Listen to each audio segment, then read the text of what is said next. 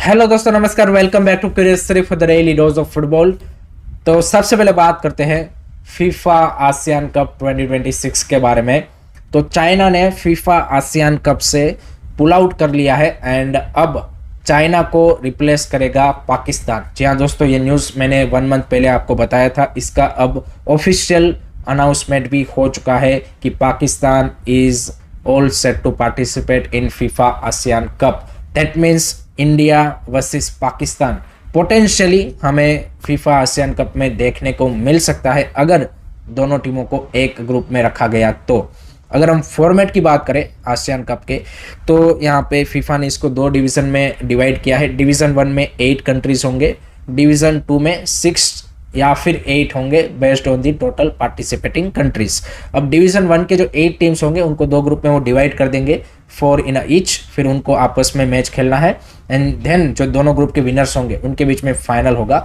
अब India versus Pakistan का match होने के चांसेस एट द मोमेंट कम इसलिए है क्योंकि अगर based on the FIFA ranking यहाँ पे फीफा डिवीज़न क्रिएट करता है तो इंडिया तो 100% डिवीज़न 1 में होगा, लेकिन Pakistan might play in division 2 अगर आप उस तरीके से डिवीज़न करते हो। तो अगर पाकिस्तान को स्ट्रेट अवे डिवीज़न 1 में भी डाल दिया जाता है देन इंडिया एंड पाकिस्तान अगर एक ग्रुप में आएंगे तब चांसेस है कि भाई इंडिया वर्सेस पाकिस्तान का मैच हो सकता है। तो लेट्स सी यहाँ पे ऑफिशियल जब ड्रॉ होगा इसका तब हमें पता चलेगा, but India and Pakistan is participating in FIFA ASEAN cup.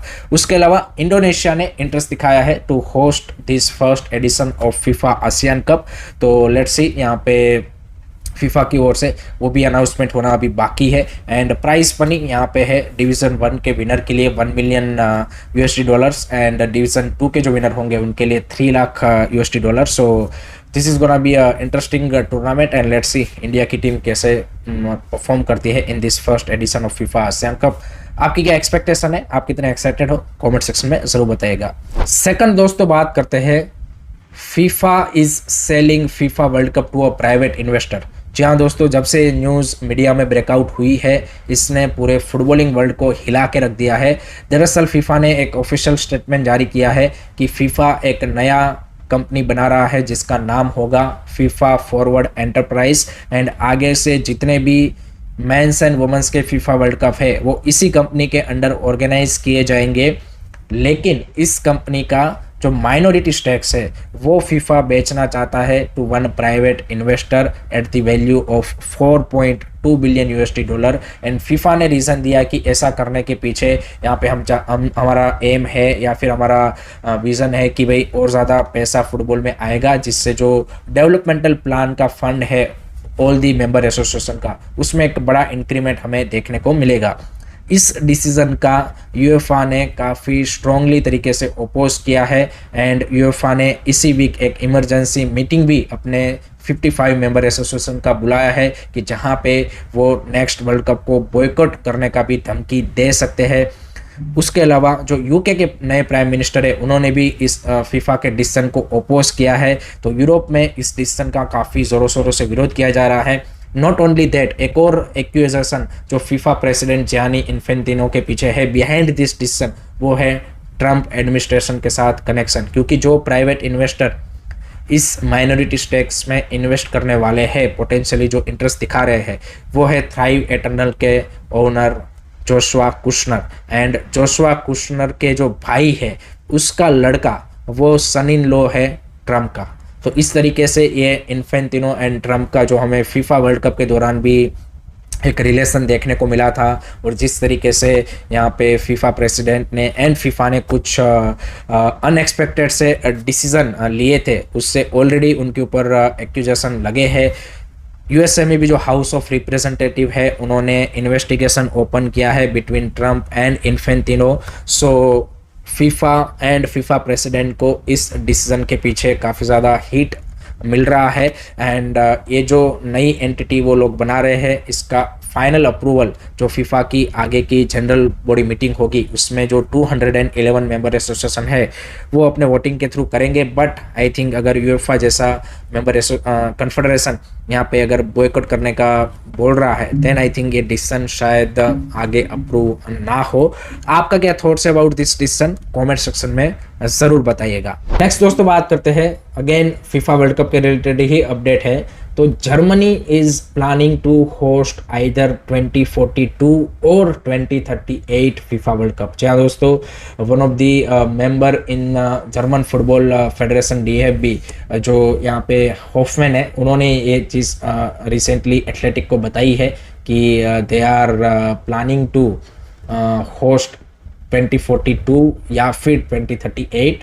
इसमें 2038 में दिक्कत यह है कि जो फीफा का रोटेशनल पॉलिसी है कि भाई एक कन्फेडरेशन में अगर वर्ल्ड कप ऑर्गेनाइज हो गया तो उसके बाद नेक्स्ट 2 एडिशन वहाँ पे नहीं हो सकते। तो क्योंकि यूरोप में 2030 का है, तो उस पॉइंट ऑफ व्यू से आप देखें तो जर्मनी के लिए भाई 2042 is the realistic you can say कि दी एडिशन की जहाँ पे वो बिड कर सकते हैं। बट उन्होंने बोला कि फीफा अगर थोड़ा सा अपना रूल में यहाँ पे फ्लेक्सिबिलिटी दिखाएंगे देन हम 2038 के लिए भी यहाँ पे ओपन है, क्योंकि हमारे पास इंफ्रास्ट्रक्चर है, सब कुछ है to host the FIFA world cup. And I think 2006 का इससे पहले जर्मनी ने वर्ल्ड कप होस्ट किया था।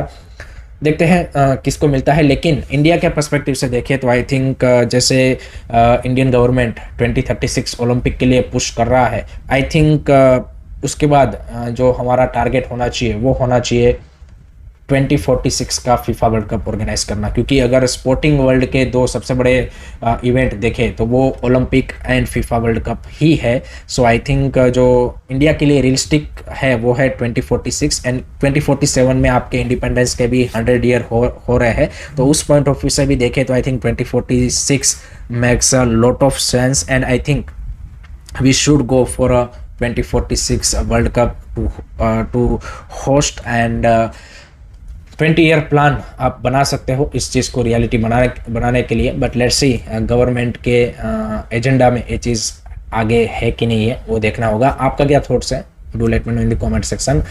नेक्स्ट दोस्तों, उसके बाद बात करते हैं मोहन बगान सुपर जायंट के जो ओनर है मिस्टर संजीव गोयन का।